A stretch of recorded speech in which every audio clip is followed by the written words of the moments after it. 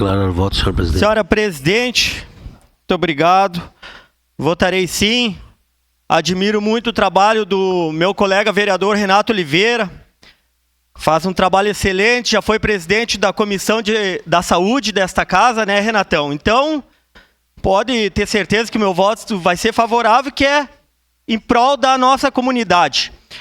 Mas dizer que a saúde aqui do município ela é referência em toda a região da Serra.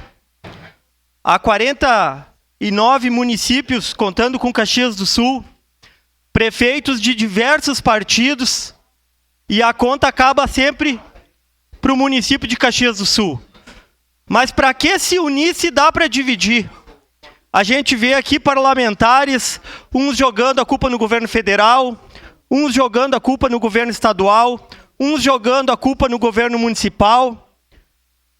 A nossa saúde precisa avançar muito, mas eu quero elogiar o prefeito Adiló pelo trabalho que ele fez desde o início do governo, quando pegou esta pandemia.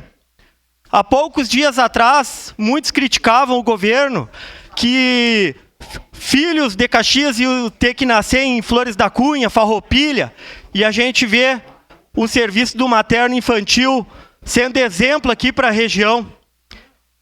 Uma das pautas que seriam dessa comitiva que a gente estava fazendo através da SEDUT a Brasília, seria o credenciamento da UPA.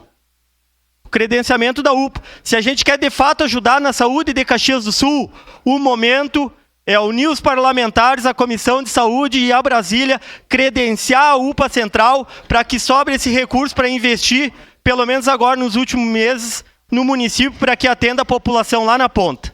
E agradecer ao prefeito pela farmácia popular lá do Desvio Risco, que também ajudou muito a nossa comunidade. Era isso, presidente.